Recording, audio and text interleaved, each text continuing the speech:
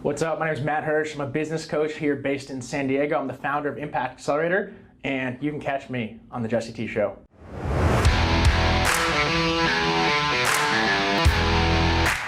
Matty Hersh. So Jesse, Welcome to the Jesse T Show, brother. Yeah, man. It was. Gotta do the San Diego pound. Yeah, we could do that. A little show the love for the SD. Yeah. Is there a hand thing after that? No, that's just me. Oh, okay. I just do. So the shake, Yeah. the shake, the pound. Pound. Oh, it'll go with the. That's it. The grateful for being here. I love it. Thank you for having me. Yeah, my pleasure, brother. This week has been powerful, man. We've been hanging out all week. You've been teaching me a lot about how to bring my dream to life in terms of how to help people and help them on a journey of healing and growth and finding their passion to live a life on fire. So before we get to that point of the conversation, who are you and what do you do? Yeah, my name is Matt Hersh. I'm a business coach, and you kind of described some of what I love to do with humans, but from New Jersey, and yeah, the universe took me around the world, and here I ended up in San Diego, living a life I love, living on fire, and yeah, more than happy to dive into like how we got here, Yeah. but yeah, I'm a business coach, and really what I love to help people do is take a deep dive to understand their superpower, what truly makes them unique, and take that and turn it into a coaching program, their life's work that can help other humans, and then launch it, land perfect clients, and be on the path to making the biggest impact that they can on the world. And I can say without a shadow of a doubt, you've done that for me in 5 days. And we've done a lot of beautiful things around that, which we're going to talk about that. But I want to, for a little bit of color and context, talk about, growing up, what life was like, what you were into, what molded you, and kind of some of your career. Mm-hmm. Grew up in northern Jersey, a town called Morristown. It was a really fantastic place to grow up. Grew up in a neighborhood called Cromwell Hills. And it was it was a very picturesque 80s type neighborhood where there was a park, a pool. Every day after school, we'd go play at the park, play tackle football. Every summer, we'd literally spend our lives at the pool. The ultimate thing to do was to be the lifeguard, be lifeguards at the pool, Okay. be head lifeguard. Of course, I got up to being head lifeguard. Get some chicks. Yeah, and sneak in the pool when it's dark, steal the beer from the parents' pool parties. Yeah, it was just a beautiful, amazing way to grow up. Did you become a lifeguard? Yeah, Yeah. lifeguard, head lifeguard, and that was that's where everyone. top. That's where and it was just so fun. We would organize it. We're me, my friend, one of my best friends, Cole, was a co-head lifeguard, and the people underneath us were our homies. It was just this empire of lifeguards, and we would go party at Cole's house, and it was just a really, really fun environment to grow up in. Morristown High School was public school, very diverse culture, as in African American population, large Latin American population, large Asian population, good sized white population. So. I really did feel while I grew up in a solid middle class, upper middle class place, I had friends who were of all different races, and got to see and experience culture, and it gave me a worldly respect and non-judgmental point of view. That said, from a young age, I always knew there was more. I always wanted to start my own business and get out and see the world. So that is that's the childhood. Yeah, man. Growing up in East Boston is very similar. I went to East Boston High School, and it was very culturally diverse, and it opened my eyes too, because I had gone to a Catholic school prior to that with the kids that I was in school from kindergarten to 8th grade, the same kids. So we had this unit of people, 30 kids that we knew for the last 8 years, and then spreading the wings to go to a public high school with all different backgrounds. It really did open up your eyes to what the world was capable of and what was possible. So when you were in Jersey, exiting high school, what was the next step from there? Was it college right away? Did you get a job? What happened there? So the big the wrench-in things for me was when I was 15, I lost my dad. Okay. Growing up, he had diabetes, type 1 genetic, and had these autoimmune conditions. Was really didn't show it, but I think things were worse than he let on to be. Yeah. And when I was 15, it was 2 days after Christmas. He just got this crazy bad cough and went to the hospital. I didn't know it, but him and my mom knew that he had cancer. He had lung cancer. They truly thought he was going to be okay, and so they just decided not to tell us till they really had more information. And wow. But he was admitted to the hospital. And then about a month, went like pretty much immediately in the ICU, fluid in lungs, was hooked up to a respirator, and just really rough month. But like the whole time, like I just like had zero doubt that things were not going to turn out okay. And then, one day in like late January, like I remember my uncle pulled in the driveway, and like my mom, like I saw her, like she was just like, oh, that's weird. Like she knew something was wrong. Yeah. And like she ran outside and just like, before like they even came inside, like I knew what happened. Damn. She was like crazy. This intuition, sinking feeling. Absolutely. Yeah. Like the moment, like, and it wasn't like he pulled in, like I just knew that she knew something, and I just knew. And like she walked in and said, Dad passed away. And what was that moment like when you got that news? Like it was very like cringing, like really contractive, really contractive. It was like I had the world laid out in front of me, was what it felt like, and then in one moment, like not sure how life was going to turn out. Yeah. Like absolute certainty of going to be a great future. I always had these visions of like owning a company and being successful, but I always thought like, oh, I'd have my dad to show me the way. Yes. And then in one moment, that was gone, and it went from certainty to uncertainty. And so that moment was a complete inflection point in my life. Wow. So, in up until this point, your relationship with your dad, was he someone, was like a mentor, a guy? Yeah, like best dad you could ask for. Coaching all the sports teams and always being there. Like his quote was like, "I love you more than life itself. If you're happy, I'm happy." And it's just like those were two things that just stuck with me forever. That's a powerful experience. You're lucky to have had him for 15 years. Super lucky. You know, I think about being a dad, and we've talked about this a few times, like how much they mean to me and how much I want to be involved in their lives and add value to their lives. And you know, it's something that's on my mind where, you know, different seasons of life, you realize your mortality. And you know my story, I've lost some significant people in my life, and it really brings you to the idea that we're mortal and we are going to pass away. So you really have to show the fuck up, like in every interaction, and hope that you've left it all out there for them and not hold anything back. So for you and going through this unbelievably hard change of dynamic in life, and you know, even other things that bled into from sports and different things where he was going to be the guy that showed you different things, where'd the trajectory go from there as you're kind of like dealing with this new norm? Yeah, it was kind of like, I'd say twofold. The best way I can describe it is, number one is let's get back to normal life as quickly as possible. Okay. But then number two is, okay, it's up to you to now learn how to be a man, explore the world, and it's up to you on your own. So like what that led me to do was 3 days later I was back in school. 5 days later I was like hanging out with my friends at the ice skating rink, like truly. So talk about compartmentalization and packing down, like and not processing. Yes, that's what I did. So most people would. So yeah, for me, I gained the superpower of compartmentalizing, which only now am I unpacking. Yeah. However, yeah, I got like it was go back to being a normal kid, but also it was this insane. And I didn't know this was what it's from, but I gained this insane like. I was always a high achiever, but this was it to the next level. Like, I needed to prove myself. I didn't have someone to show me the way, so I needed to prove myself. And I didn't realize it, but I needed to prove myself to my dad. Yeah. And so this led me to just truly pursue the best schools possible, go to like the best engineering school, become a bioengineer, then go to the best grad school possible, and then get the best job possible. And it was always like, it was just do the best in sports I possibly could. Yeah.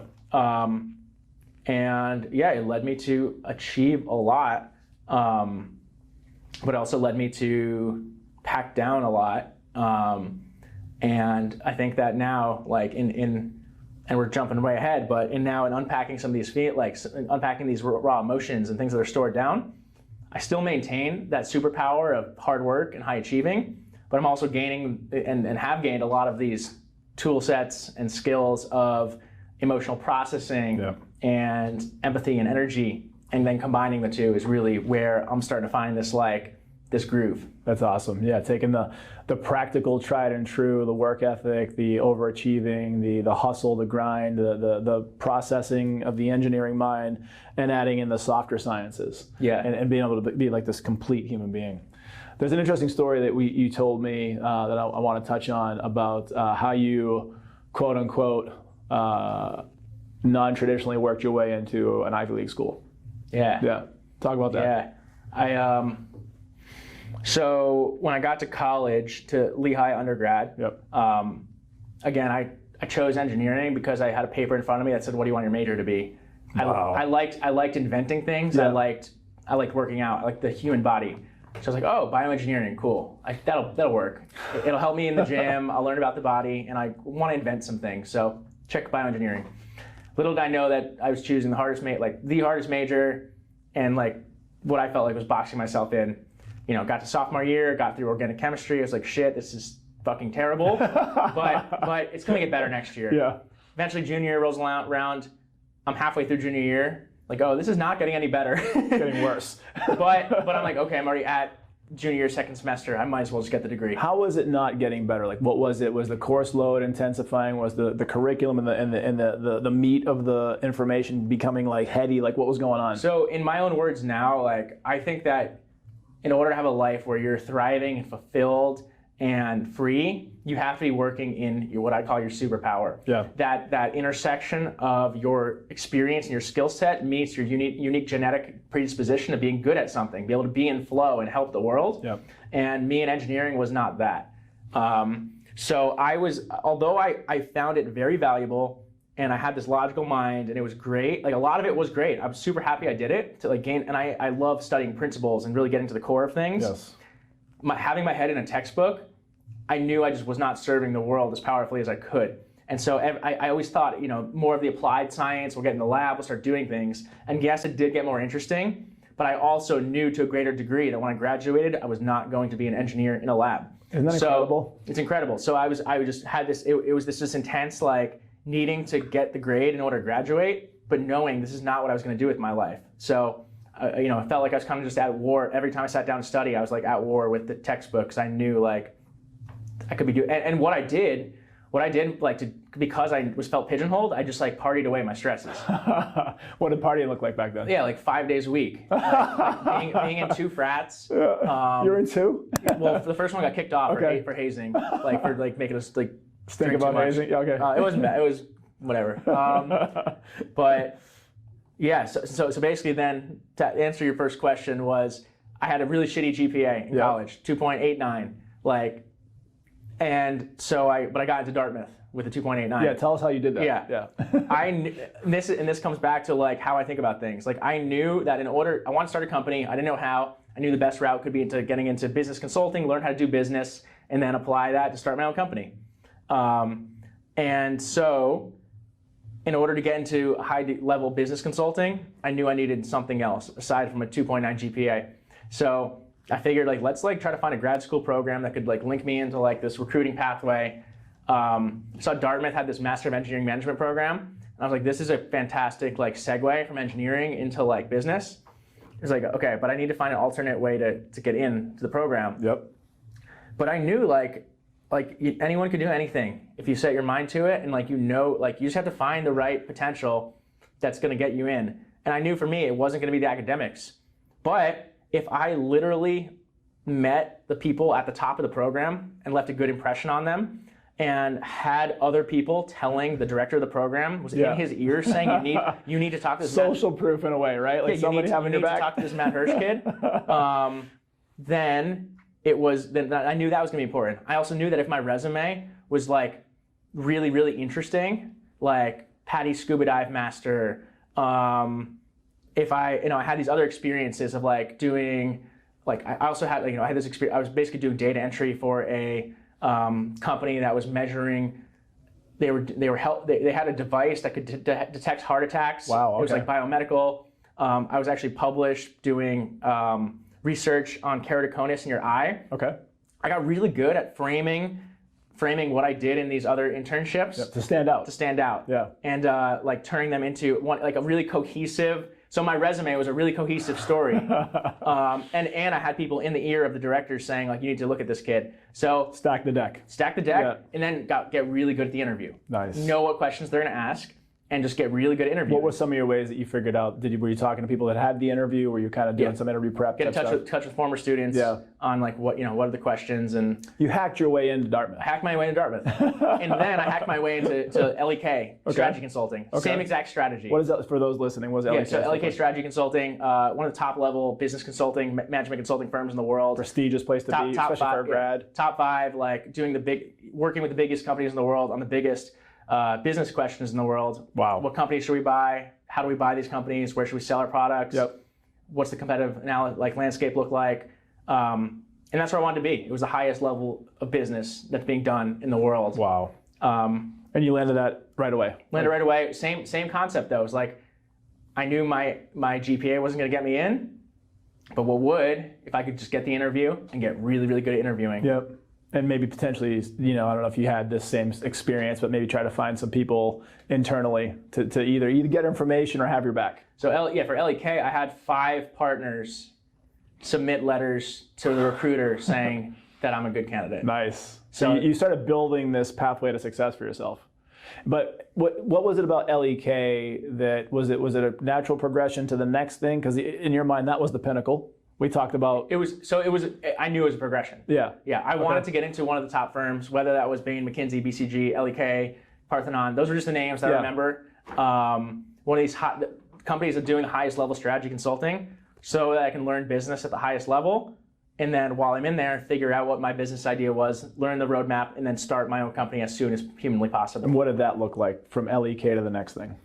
So at LEK, I realized that working 60 to 80 hours a week was not good for your health. Yep. However, I valued health to a degree of more than work. Did this come from some of the stuff with your dad? Was like the health born into you, or was it just because you were playing sports as well? 100%. Great pickup there.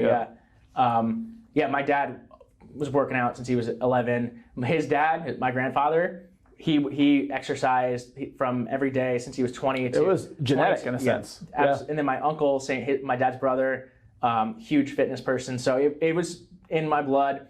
My dad told me stories of my grandpa and how he would teach the kids. He was the guy that taught the kids how to ride bike and lift weights. Very cool. Very cool. Because he was just ahead of and some things that he said even too, say these terms like, oh, every kid's got to eat some dirt. Yeah. You should.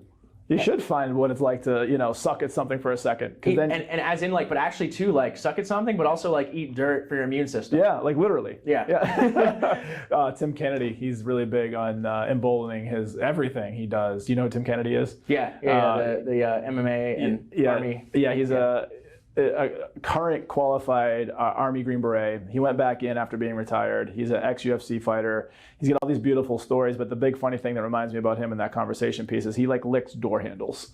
So he'll go up to a door handle, the most touched, gross thing, and he's to boost his immune system, which is a little bit further down the road of just eating some dirt, he'll lick a door handle, and he's like, you ain't getting me COVID. He's crazy. Yeah, I'm definitely another tangent, but yeah, that's another thing too. I've always thought it was weird. I always thought it was weird that we're supposed to wash our hands that many times a day.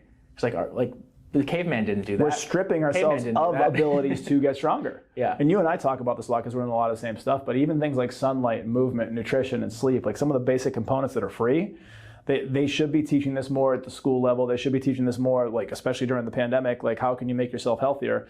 It's just, it's going to take a little bit more of an uprising to get there. But let's talk a little bit about the segue as you were in LEK. How long were you there, and then what was the next step? I was there for a year and a half. Okay. Towards the end, or no, not towards the end, towards the beginning, I saw myself starting to gain weight, which is crazy for me. Okay. I was a skinny kid. Hard for you to do. So I saw myself starting to gain body fat percentage. I was like, no, this ain't happening. Not Where was that coming from? Was it stress? Was it cortisol levels because maybe the job? Definitely cortisol. Yep. Lack of sleep. Also, they had just happy hour food all the time. Just environment. Ease of food. And not working out as much as I was. Yep.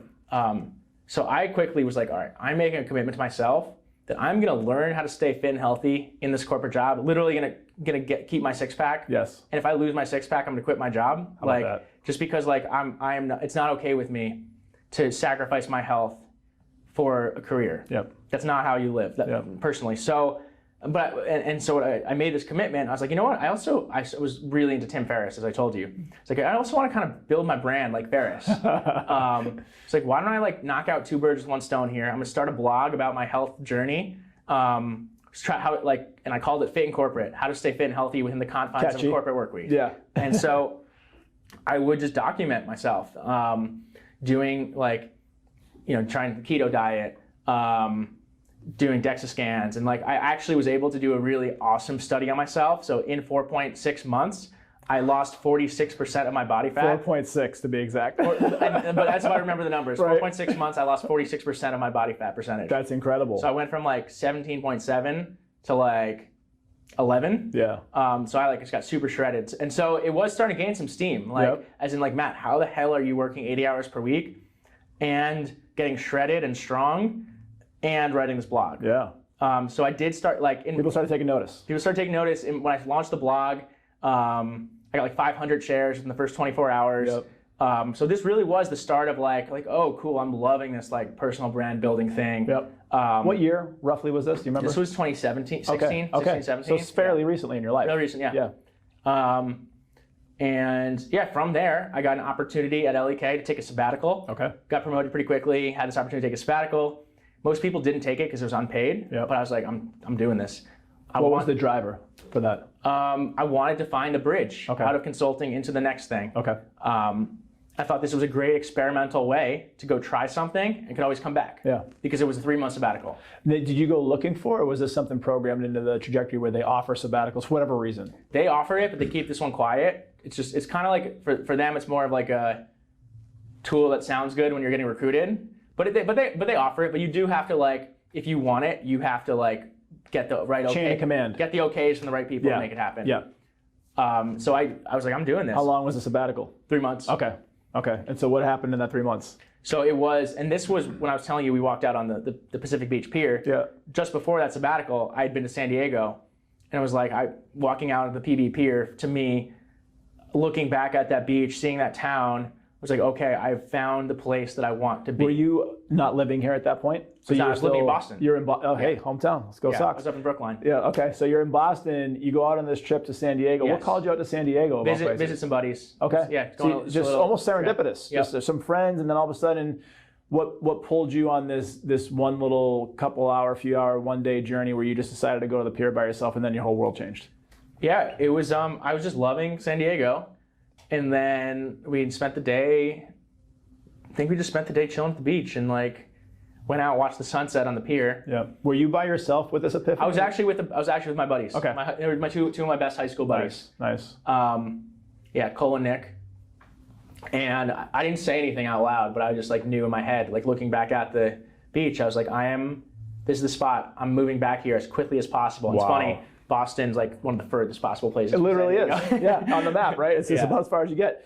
So that epiphany comes over you. And then what does the next period of your life look like from there? Is it you go back to LEK, or you basically hang it up there, and then how do you start the next I immediately thing? start my search to find an externship in San Diego. Okay.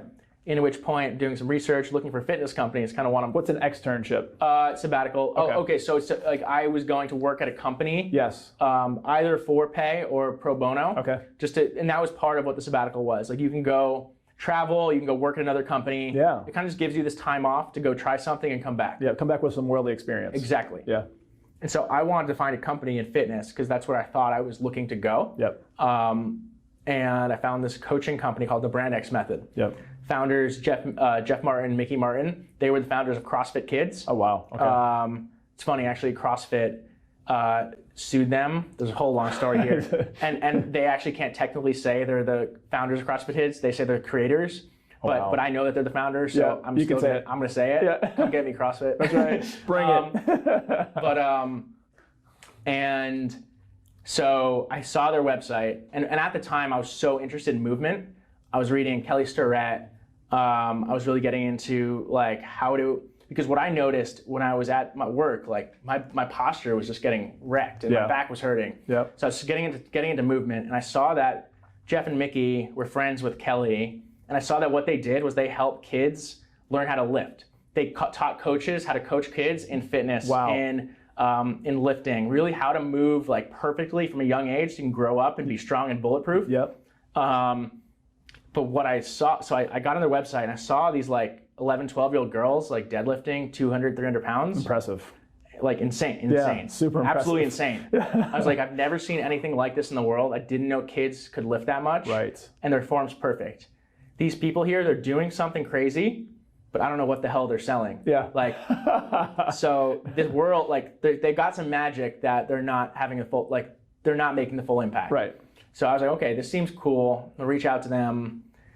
And long story short, yeah, like they wanted like support from a strategy consultant, and I wanted to be out there, so I moved out there for 3 months. It was in Ramona, California, about an hour from San Diego. Okay. So I lived in Ramona. It was cool. I actually lived on like top of a mountain by myself. Amazing 3-month period. Wow. Had a great, amazing time with Jeff and Mickey and the team, and they wanted support, and I wanted to stay with them. So I left LEK, joined the Brand X Method. As an equal partner, like they didn't have any money to pay me. So I kind of said like, okay, make me a third partner of your company. And what I'm gonna do is I'm gonna figure out how to raise revenue or bring on funding so that all of us can get paid. Nice. And they accepted that offer, and that started the 2-year journey with them. What was that 2-year journey like in terms of delivering on that idea that you had for raising funding and investors and all this? Yeah, it was amazing. We accomplished a ton, and I learned a lot about my shortcomings as well. Really? It was a mirror for you. Amazingly. And at the time, now looking back on this, I see so much of the ego that I had. Oh, yeah. And the shitty leader that I was. But we did get the funding. We merged with OPEX Fitness, one of the large leaders in fitness. I did lead a funding round with them. They became partners. We launched Talk about that a little bit, because you have these abilities and skill sets that are innate, but you have the ones that you've developed over the years and you've learned about yourself, and you've really started to kind of whittle down into this professional and this person that does certain things. To make it make sense to people, how did you lead funding rounds, and how did you get investors, and like what was it? Some of the same techniques just modeled over to this industry? Like how did you pull that off? Yeah, it's a great question. I just kind of breeze over it, but now looking back, like that was one of the harder things I've ever done. Right. I saw the vision. It started with the vision. Okay. Like I saw the vision. I saw the synergy. But James Fitzgerald once came to basically I joined the Brand X Method. And our goal, and actually this is where we kind of depart, was I had a big, giant vision for the company. And the visions were a bit different. But basically I saw that I wanted to help Brand X make a big impact and make more money, truly. So that the entire company, like the founders, were kind of in this like scarcity living, and yes. I really wanted to support them and me and blow it up and have more kids around the world being fit and healthy and the company thrive. So my goal was to figure out how to do that. And I knew one of the ways that like we needed funding in order to pay our people, in order to grow the company. So I met strategic partnership was on my mind. And one day, James Fitzgerald, he was the winner of the first CrossFit Games. Okay. Really prolific guy. Paul Chek, we talked about Paul Chek. Paul Chek was his mentor. Really? They wow. like mentor-mentee relationship. James has built OPEX Fitness. They're one of the leaders in fitness. Really holistic fitness. I'm gonna mess up their taglines, but what they did was they coached premier fitness coaches in how to do what's best for their clients. Brand X was how to do what's best for kids. So it's a really good fit from a methodology, value-based perspective. And so just chatting up James, like he's loving what's going on at the gym. And I just see it, I saw his connection. I was like, this is the right fit. So I had spoke to Jeff and Mickey, spoke to James, was like, okay, there is interest here. And then I pursued with James. He's like, let me get you caught up with my CEO, Jim Crowell. And so me and Jim talked, and me and Jim, we just loved the concept together. And so it was just tons of conversations between me and Jim, how can we do this? Yeah. Jim's never, I don't believe Jim ever before that had invested took on an investment bought equity of a company. Yeah. I've never sold equity. So for us, it was a mutual learning journey. Wow. And what I did was I kind of, what my defaults are to try to research from the best I know. I spoke to every single person in my network who I knew had experience in equity deals, in venture capital, in raising funding. You Tim Ferrissed it. You went out and you sought out the experts that had experience that you could take from, add to your game, and then have this deliverable. It's beautiful. Definitely. And then when it came to the legal stuff, like I didn't have money, we didn't have money. So what I would do is I would go on Up Counsel, which is the it's like the TaskRabbit for lawyers. And I'd put out this proposal, and each lawyer would offer a 15-minute free consulting session. And so it's funny, I would do like 10, 15-minute consulting sessions. Piecemealing your answer, like getting the 15 minutes here, one part, 15 minutes, a little further, and eventually you have your answer. By the time I was on the 10th person, I knew more than they did about the topic. That's hilarious. So, I had also, at LEK, I had done a valuation project for a company it was like a aerial access equipment. I forget if we were selling or buying the company. But I knew how to do corporate valuation models, and I knew what it was like to value a company. It was actually really funny. I remember the first time Jim, he's like, okay, we started getting the process of negotiations, evaluation of like how to actually do it. Jim sent me a financial model, and you know this world. So Jim sent me a financial model of like valuing the company. I forget, it was something like $500K. But it was something so simple of like, it was the most simple model.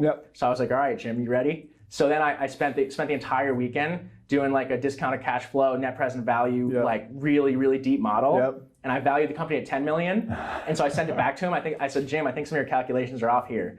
My model was like 100 times more comprehensive than his was. So then he's like, okay, we're playing ball. Like now let's actually come back together and like figure out how to make this happen. So even that, let's dig a little bit deeper, like to get net present value for someone who may not be in the financial planning order, to get some of these tailwinds into the validity, the power of the revenue potential and or the value of this company, like where did that come from? That's another kind of like unbelievable ability to just go and just do that. So was there more information? Was it seeking out people? Was it you just kind of had an idea like how to do it? How did you pull that one off? You're like the guy Leonardo DiCaprio, Catch Me If You Can. You're like the guy that like can just do anything and like, I'm a pilot today and go fly up a flight of like 300 people. It was vision, focus, energy, and willpower. Like I wanted to pull this off more than anything. Amazing. And like there's nothing else in my life. Like I love my family. But like at the time, like this was just on my mind 99.9% of the day. And that was the thing. That's where I had the advantage. I had the scrap, I had the time, I had the energy. I also had my declining bank account, running out of money. So I was like, all right, like so back was against the wall. And plus you had this belief, like the belief to make it happen. So just like it was like the perfect storm of all these influences, just like turned a piece of coal, not that you're a piece of coal, but like the illustration turned a piece of coal into a diamond. Like enough pressure, enough intense heat, enough inertia took this thing from here and it just blossomed out this amazing result. Yeah, and I think like looking at what I do now too, I think I'm just naturally really good at seeing, I think it's two things. It's seeing natural synergy, seeing what could be, like when you combine 2-3 things, like first of all, what are the most impactful levers and how can we pull them and combine them in a way that's gonna create the most impact? I could see that and I can articulate it. So I could get buy-in from all the parties needed on every step of the way because I could paint the big picture vision. Clear vision, and then actually put actionable strategy, steps, and numbers behind it. So it was just a consistent trucking forward. Next step. Eventually, 350K enters our bank account one day. And what did that feel like? It was amazing. It was like, wow. Like I pulled it off. Validation. And I pulled it. It was amazing. Like for me at the time, like it was amazing for one day. Then the next day I was like, shit, now it's time to actually like build this company. Now the work begins. Yeah. Man, and so if you go as far as you want to in terms of the details of that, but what did that look like moving forward and the scaling of the company, and then from there, anything you took from that experience, and then what was the next experience? Yeah, it was certainly a bumpy road. Yeah, I guess the highlights are like we did end up creating the professional youth coach certification, which is the most comprehensive youth coaching course on the market that coaches how to coach kids and fitness holistically, as well as really, really technically when it comes to lifting and movement. So we launched that. We got 200 people on board our first launch. I think it was 2K. So we did, I was able to, we did get that out there. Our training center program, we tripled the size of it. So there were a lot of amazing things, but there were a lot of not great things on my end. Like, I just completely remember, like, at the time I thought I was like, you guys should listen to me. I know what to do. I came from this background. Looking back on it, like, now being a leader and like having employees and like it's working and they're loving life and like we're growing. I know what I did. I did a lot of things wrong. Yeah. That's what experience is. It's a great teacher. Mm-hmm.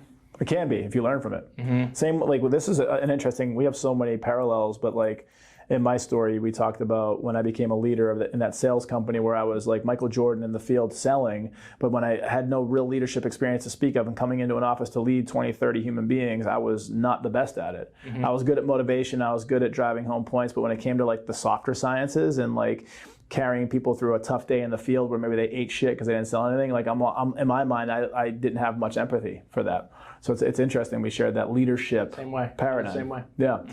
So is what you're doing today the next stop after that, or is there something in between?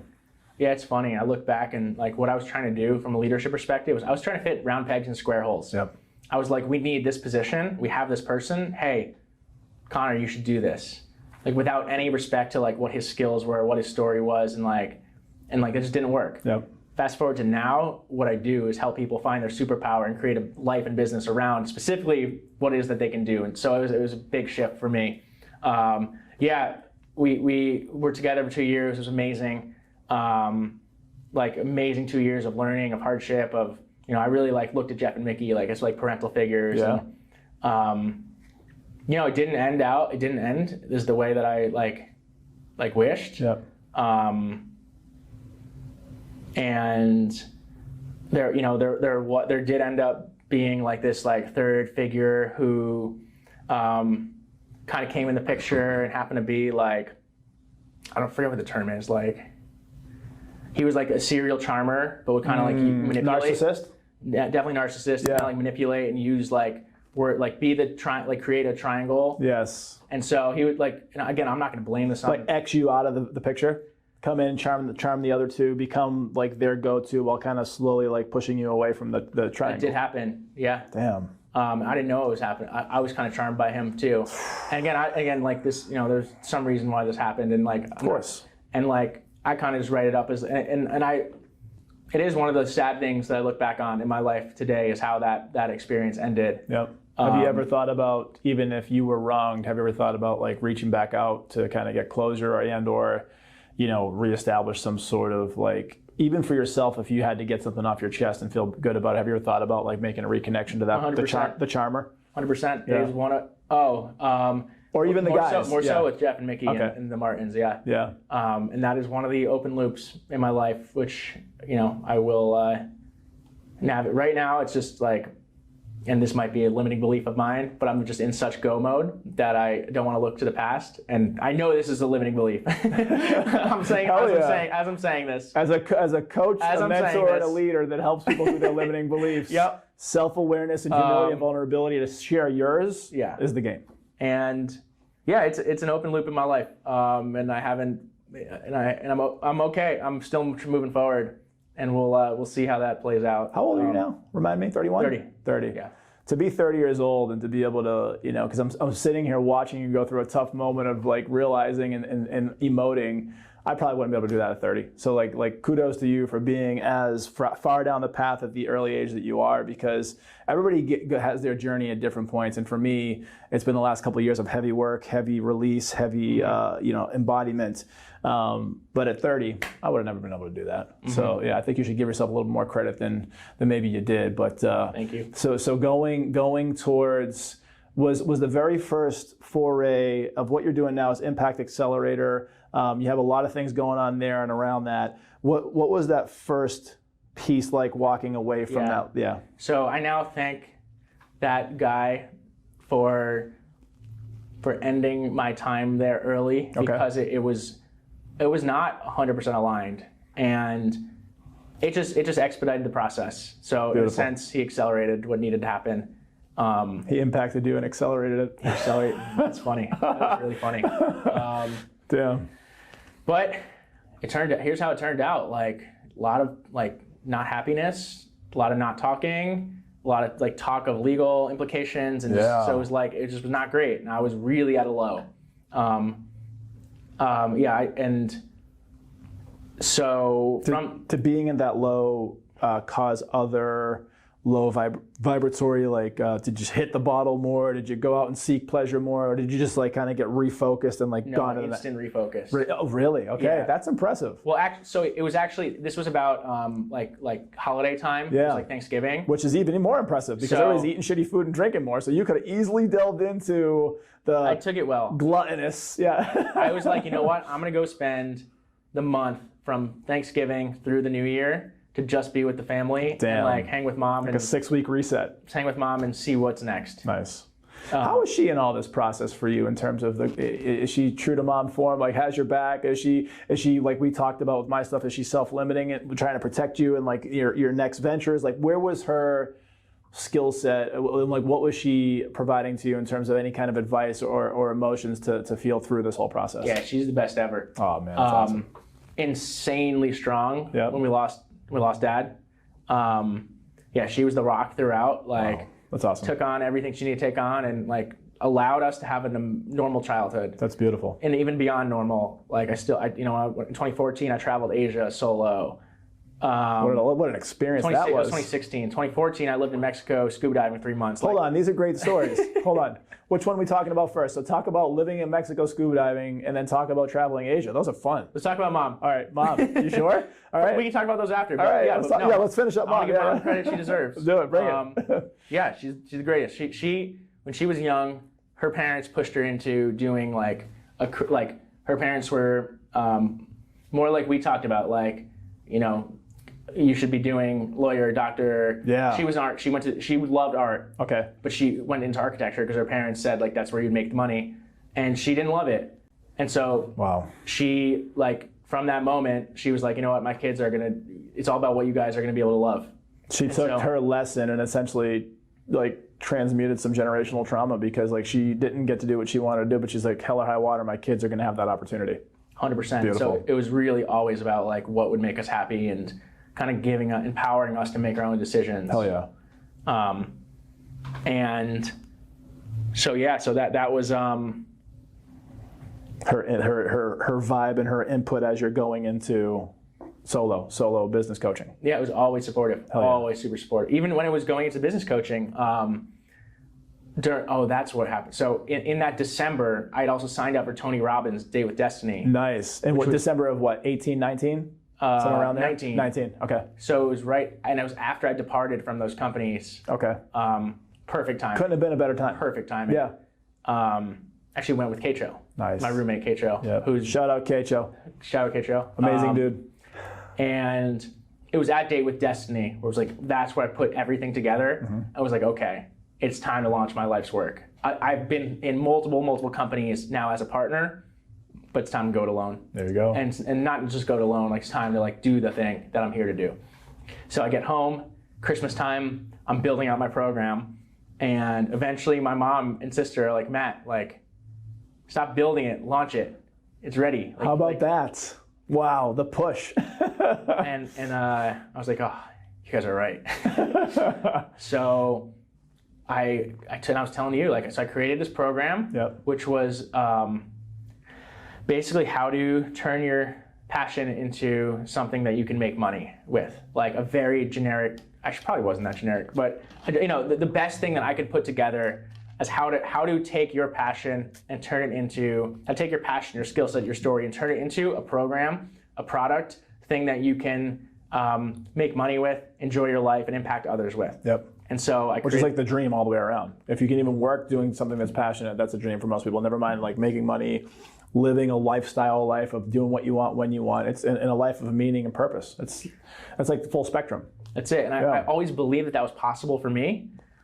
And so I had this moment at Tony. I realized like, oh, the way to make that possible for me is to help others with it. Do you remember what the moment was? Like was there a workshop or a conversation or a story he was telling where the light bulb just kicked on and you're like, aha? I think it was a culmination of the whole weekend. Okay. I just realized like baking into it. Oh my God, my entire life, what have I been doing? I've been trying to create this career and lifestyle where I can be happy, healthy, fulfilled, have financial abundance, be able to explore the world and make money and help others. Like, that's what I've been trying to do. That's what I've been doing. Now, if I could just package that up into a program to help others do that, then that's it. That's worldly impact. That's mutual win. And that's the best life ever. Beautiful. So I decided I'm going to launch that thing. I didn't have a good name. I called it Advisory Group. Okay. Pretty generic. You're giving people advice, so it does play to it a little bit. And I just did the minimum viable. Like, I'm going to create the thing. I'm going to launch it. I'm going to put all my energy behind it. I'm going to get a few clients. We're going to run it. And then I'm going to look at the data and do it again. Yep. And I'm going to just keep doing it. And this is going to be the thing. And so I launched it, got 3 clients on board. And that was it. That was all the confirmation I needed. And it was the best thing ever. Clients crushed it. And it's like, all right, this is it. This is my life's Beautiful. work. This is what I'm building. You had that feeling and that knowing that this is going to be the journey moving forward. This is how I'm going to impact people. This is the journey. I'm taking this thing to the moon. Speaking about journey, let's go back because I think it's going to be really interesting to hear about your experiences. Mexico, scuba, Asia, I don't know if it was backpacking or just traveling through, but talk about either one of those and kind of like some of the journeys, some of the exciting points. And some of maybe if there was some scary, crazy shit that happened and like you didn't know, like you had to like figure your way out of something, and then maybe some of the life lessons that you've carried with you from them. Give me 1 second. I just want to make sure that we're good on time here. We still got 30 minutes on before the memory runs out, which is plenty of time. I think we'll be done well before then. It's 4:03, so by like 4:30, I'll make sure we're done if we run that long. Sweet. So I'll 5, 4, 3, 2, 1, and then since I just set that up, you could just jump in and talk about either one of them. So 5, 4, 3, 2. Let me just make sure I know what time. Probably 46 minutes in is when we get to do the edit. Okay. Sweet. 5, 4, 3, 2, 1. And I always believe like in this. I think this went with losing my dad. Like I had to become the explorer. Yep. I had to gain I need to gain the skill sets on how to be an effective human. Yep. From ways other than my dad. And so I knew one of the ways that like would not just be a way that I can gain skills and learn things, but have a ton of fun, see the world, meet people, is go travel. And so after I graduated from Lehigh and I got my job at LEK, I had the summer to do whatever I want. The world would have said, Matt, go make money, do an internship. But I just got my signing bonus. And I was like, you know what? I'm going to go like become a scuba dive master and scuba dive every day. It was my dream to live on a tropical island. Yeah. For like any amount of time. It's like, I'm going to go live my childhood dream. Amazing. So I moved to Cozumel, scuba dived every single day, became a professional scuba diver. Yep. What year was this? This was 2014. Okay. Wow. And it was the greatest. So you're in your early 20s. Yeah, it was the greatest summer of all time. Like I remember like being on a bike, like renting a Vespa and like riding around the island and like getting to the other side of the island and just being like, wow, this is true freedom. And it's funny because something from Thailand just like flipped in my memory too. It was something similar. Yeah. That was like freedom, like this feeling of just like freedom. Just like it hooked me. It's like that's what I. Was there any qualms or concerns, or were you just that blissful ignorance, like piss and vinegar kind of thing? Were you nervous at all living by yourself? Like, it's close enough to the States, right? It's Cozumel, but it's still not the States. It's a different culture. It's not home. So like, and you're a young kid. Essentially. I loved it. You did? I weirdly love like. Yeah. I'm like cool with like dangerous travel. Yeah. Going to like the grungiest places. I don't know. For me, it was like hardening. It was like going to, and it was we were living in third world Cozumel. Yep. And like, our neighbors were Mexicans and no one spoke English around us. So it was definitely. When you say we, how many people were you with? I was with there was like probably 8 people in the program. Okay. From the UK, Australia. Gotcha. So there was a little bit of a support system in the sense of connective tissue, people that could speak English, people that you could like relate to, do life with. Totally, yeah. Beautiful. We became a little scuba family. It was nice. Really fun. Scuba. Any interesting, harrowing, unbelievable insights, journeys? Yeah. Probably, the one thing that I remember was on our last dive ever, our dive master, the trainer, took us down super deep, more deep where they're supposed to go. He disappears. He just like How many meters roughly? We went down like 140 feet, 130 feet, Yeah. I believe. Our oxygen starts running low. Our dive watches start saying like, oh, like you guys need to go to the surface, but we're looking for our dive master, nowhere to be seen. And eventually like our training kicks in, like, all right, we have to go up. So then we do our safety stop. And what a safety stop is you go. Is this for the bends? Yep, you're a few meters below. Yep. And so basically you're letting the nitrogen bubble out of your system slowly, Yes. so that it doesn't become gaseous and cause an embolism. And so we're at our safety stop, and everyone's watch says you guys need to be down here for another hour. Yet we only have like 10% of our air left. So we're in this circle, and one by one, people are running out of air. Someone sucks out their last breath. That's an interesting feeling, it being like, 30, 40 feet down, knowing you're supposed to stay underwater for another hour and breathing your last breath. And so we're sharing air. Eventually we grab the emergency tank. We're all just passing air around. 10, like 8 or 10 people, one tiny little tank that runs out. And we're like, all right, we have to, we can't stay down here. So we go to the surface. Everyone's watch is screaming at them. Don't do it. Screaming. We get to the boat, and then there's our trainer, our dive master, and he's like laughing. He's like, guys, you passed the test. Wow. Okay. And he set it up like to make this happen. And yes. Yeah. He knew that the limits on the watches were really, really, really conservative. Yes. So like we were nowhere near in actual danger. Oh wow. But we were still pissed at him. Wow. Yeah. Because he put you technically at least scared the shit out of you. Yes. Life or death. But what strikes me is how cool and calm we all remained in that situation. Your training because we were kicked in. trained for it. This is the military, man. Being in the military, it'll train you for so many things, and like it's just like courage and discipline and following the path under pressure. And a lot of times you default to what you know, and if you train something over and over again, like in the military we call it evolutions, and I know you've heard that term before, and I'll use that in my programming. But like if you continuously put yourself in a tough situation again and again and again, and you learn how to operate under pressure and the second, third order, fifth order effects of what you can do. Like contingency plans, like a backup plan for the backup plan for the backup plan. If you run those scenarios enough times, this is what keeps people alive. Even though you weren't necessarily in mortal danger, your mind thought you were, and so you went to your default training. That's powerful. It's beautiful. Hell yeah. So he's up there laughing his ass off, and are people, anyone cussing him out? Like is anyone like, hey bro? Yeah. People were pissed. They were like, dude, like, should we go to a decompression chamber right now? Right.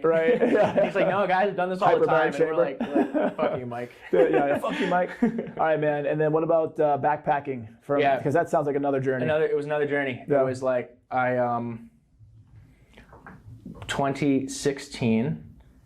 It was the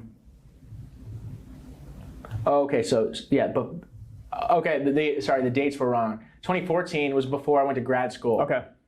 2016, Asia was before the consulting job. Yes. That's when I got my signing bonus. Okay. I was like, okay, I'm going to Asia. Got it. So I graduated from Dartmouth in the winter, started the consulting job in the summer. So I had 6 months. You had a window. And I was like, I'm going to go live out another dream, backpack Southeast Asia by What myself. called to you about that?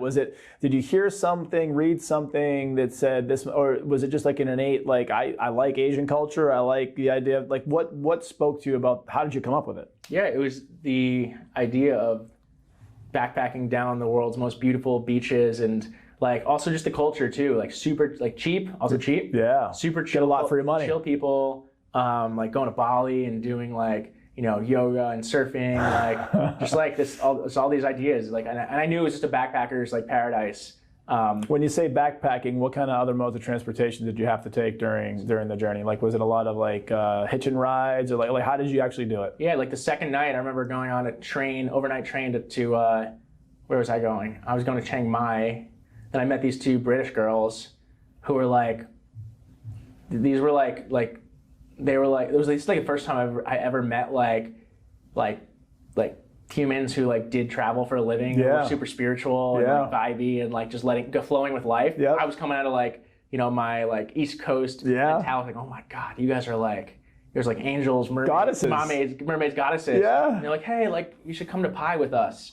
It's like this beautiful like village in Thailand. It's like a scene from a movie. Hopefully a movie that goes well, but Dude, it doesn't. on the night train up north in Thailand. Yeah. I was like, all right, I'm in. How about that? The call to adventure. Oh my God! So I went to Pai with them and like hung with them and met like all their friends. Where in Asia is Pai? It's up north of Thailand. Okay. Like this hippie village. Nice. Tons of mushrooms done up there. Really?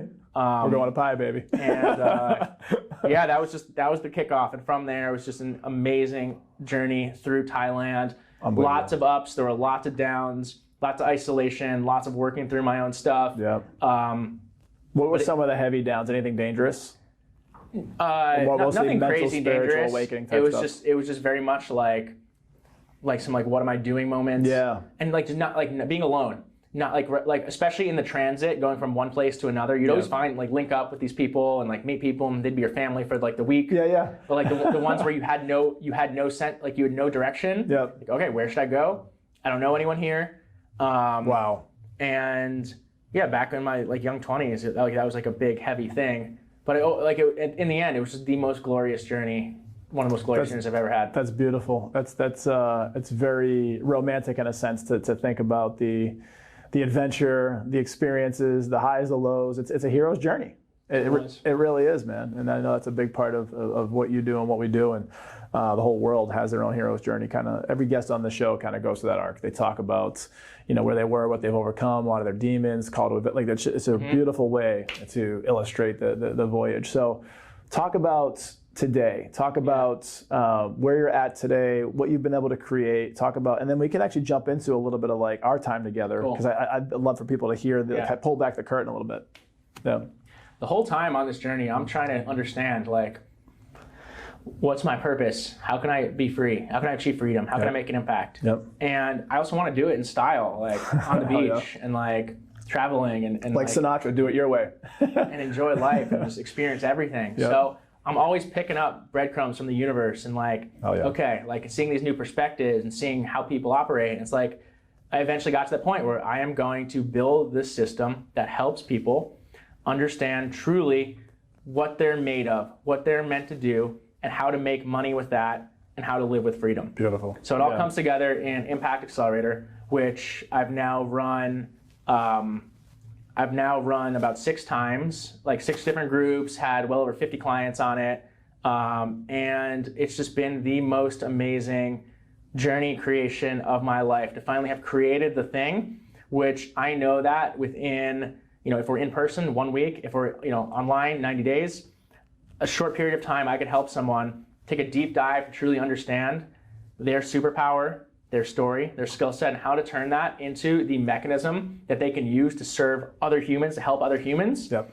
And then take it and sell it and actually make a living, a beautiful living their purpose. Like, to be able to have, like, finally have that and see it working and seeing the impact it's creating and knowing where I'm going with it, it's just so fun to, like, I finally feel like I'm at that inflection point where we're about to rocket to the moon. For so long, it's been searching and building, and now it's like, let's go. You've arrived in a sense, but arrived just enough to know that you're validated, but now it's time to keep pressing forward. Mm-hmm. If you don't mind, I'll share a little bit about my experience, because I think it plays into, what you can create, and it's a first-class experience. No question. And you're definitely an amazing host. You are an amazing educator, but also a student at the same time. I've felt extremely comfortable, never out of place once. You brought me into your home, you showed me around, you introduced me to friends and business colleagues, and you're very much like me in a lot of ways with like biohacking and like mentality on health and wellness. So like the first thing we do is like jump into a sauna and like sweat it out. Like I just traveled from Atlanta to LA or San Diego. And you ground me, and we go into a breathwork meditation, and we just start kicking it off from there. We do a workout, like all these different things happen, and it was everything I was looking forward to, because that's how I do things when I'm at home. And it also taught me specifically that what I do at home is going to be empowering and fun for other people to do. And we've added that into my program. We've added like the things that I like to do, which are some similar things that you're doing. And to see how meaningful that was, when for me, a daily practice, like it kind of just like, it's so passe, like it's just like, oh, I just do this, whatever. But I did this for a reason. And these were the things that have helped to heal me and curate a life for me. And way beyond the modalities. The business sense and the mental vision of taking 40 years of wild life experiences and teachings and things that I could use to help people and distilling that down into a beautiful story and program and like ethos and marketing and social media posts. Like there's so much that goes into it, but you, from one wizard to another, you're absolutely a wizard at like making it simple because you're so good at what you do. And so I'm fucking excited because we got my 6-week launch coming up in just a couple weeks. We're gonna fucking blow it out, dude. And for me, my mission is to help other people. It's like you said, like I'm a healer, and the way that I get healing is healing. So I just want to say thank you, brother, because it's been fucking powerful. Amazing. But yeah, anything else? Because there's a lot more to that. There's a whole week to that, right? But I don't want to take away from your time. So to be continued. But I'll do like maybe a one-on-one and tell people, about my journey specifically. But what else? What else is on your heart and your mind? What's going on? Like, what's the big vision? Is there something you're working towards either this year, something you're going to be releasing? There's something going on with Chet that's like a 2.0 or something. Like, talk about some of the things you're looking forward to. Yeah, so I've gotten to this point where the program works super well, but I'm the bottleneck. And like most entrepreneurs, yes. Right? And so my next phase is me becoming an entrepreneur and becoming that next level entrepreneur and growing and scaling the impact. Myself and you brought up Chet Morjaria. He was actually my first client. So cool. First client ever. My first package that I ever pitched as a consultant was $15K. Just again, random like ignorance on fire. Yeah. But signed up with Chet. Chet signed up with me. I went and lived with him for 6 months and helped him build his company. Out of state, like out of the country? In UK. So that's another adventure. And I mean, long story short, in 2 years, he 3x'd the size of his company, and it all kicked off with that. Wow. Wow. But me and Chet have had synergy from day one. We basically both built similar companies together, apart. Yep. Speaking with each other every week. And so as I'm thinking about scaling my business, I'm like, who else has a superpower that's synergistic to mine? Yep. that we can like work together to make a bigger impact? And it was at a Dr. Joe Dispenza retreat where this was a singular vision, or I saw the future of, oh my God, everything I'm good at, or everything Chet's good at, really good at, his superpower, that's where I need support. Everything I'm amazing at, that's where Chet needs support. Yep.